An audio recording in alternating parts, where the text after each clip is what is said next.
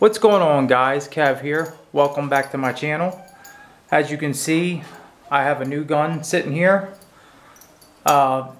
This is the Winchester Model 70 45 caliber. I bought this off eBay for 300 bucks, which was a great deal, but it had no magazine and it also had a broken valve stem, and I knew that when I bought it. That's why I got it that cheap, which I like buying guns like that. So if anybody has a gun that they just fed up with and can't fix or whatever, let me know. I'll buy it off you, and you want to get rid of it pretty cheap. But anyway, yeah, I got this gun for 300 bucks.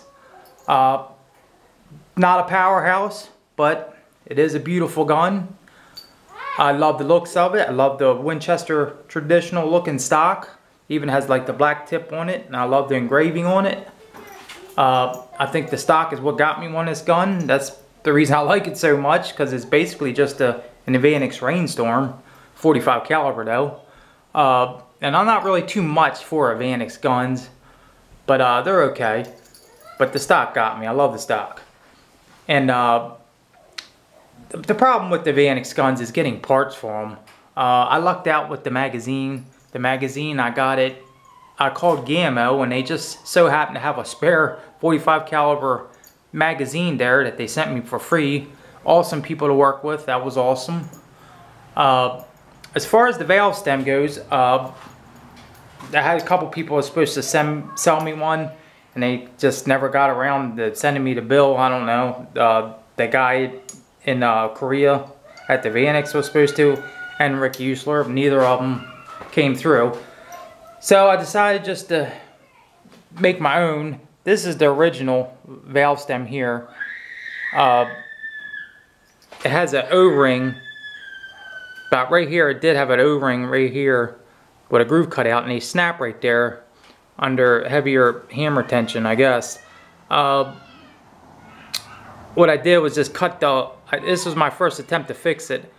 I cut the old stem off right here and re-drilled it out and pressed a new stainless steel rod in there, and it would have worked out pretty good, but I guess when it tried to seal up after it snapped, the Delrin that was right here that seals up the valve was creased, and it wouldn't seal with that crease in it. But I can put some new Delrin in there eventually at a later date maybe. But anyway, I made all kinds of different ones, and you know, experimented with them, with longer stemmed ones and short stemmed, and I kind of tapered this one in here, which is like the one I have in the gun now. And I got about 300 shots to it so far, so the valve stem's working great. Heck, it only costs probably about $5 to make one of these. All you need is drill press and a couple files. Very simple. But anyway, I'll head out to the range with this gun and see how it performs. I already did chronographing. I can get this gun to shoot around 800 feet per second with the 150 grain 100 supply cast pellets. But I got the hammer tension down a little bit, so it starts out around 760 feet per second. And I can get 8 straight shots out of this gun with an extreme spread of 11. And that is excellent for a big bore not regulated. And I'm really happy with that, so I'm not even going to touch it. Now, if I shot a heavier weight slug, like I can actually get a 350 grain slug in there, I'm sure I could probably get around 250, 260 foot-pounds out of this gun if I wanted to. But I like the feature of the magazine, and I would like to keep it that way and just use the magazine. So I'm just going to stick with these 150 grain 100 supply cast pellets. So hopefully they're accurate. There's other options too. They got 200 grain, 170 grain and stuff like that. They'll fit in the magazine too. But yeah, I love this gun. It's not a powerhouse like I said, but it's a nice gun to have in your collection. That's the only flaw that I heard about these guns is the valve stems snapping. And that's not a big deal because you can easily make poppet valve stems. That's simple. I would, and also the gun has been gun was already ported out in the block when I got it in the barrel, because the transfer port is already as wide as a drill bit that you can fit through the hole, the screw hole, the bolt hole that holds the valve body in. So if you go any bigger than what it is, you would tear out your threads, and gun would be no good then. So it's already been ported out.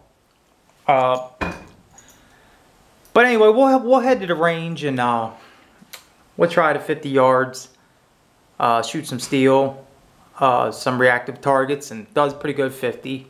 Heck, I'll try it at 100. Let me see. Is there anything else I need to say about this gun? Every time I turn this camera on, I always forget what I want to say. Oh, I guess that's it. But anyway, I'll see you at the range.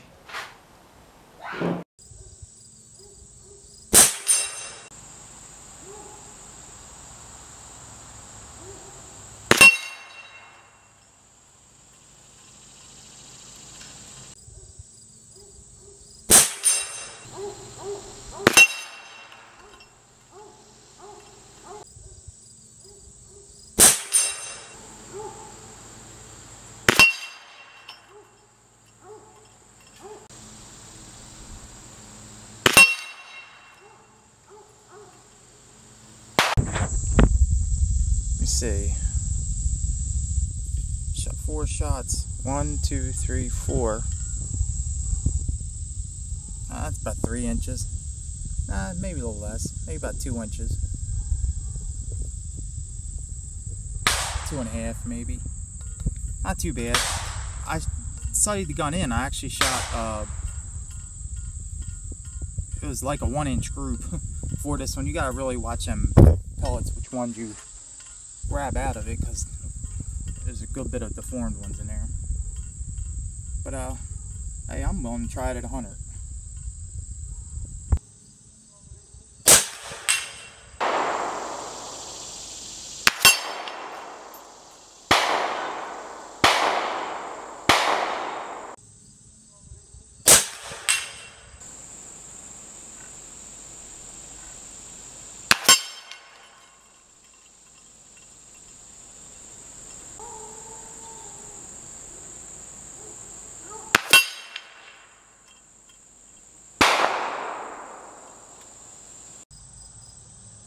Alright, let's try some milk jugs at 100.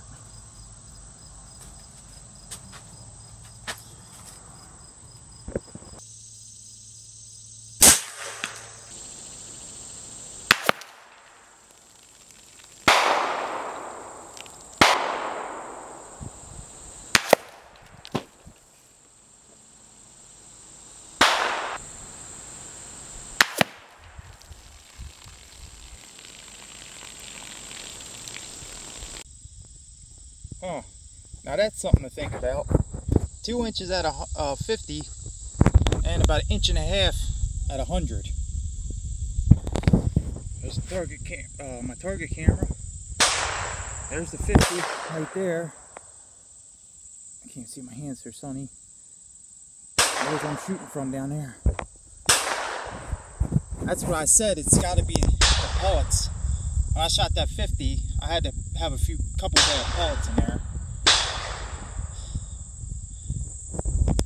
Yeah, pretty happy with that. Seems like it hit pretty hard from 102. Nice little gun. Alright guys, thanks for watching. See ya.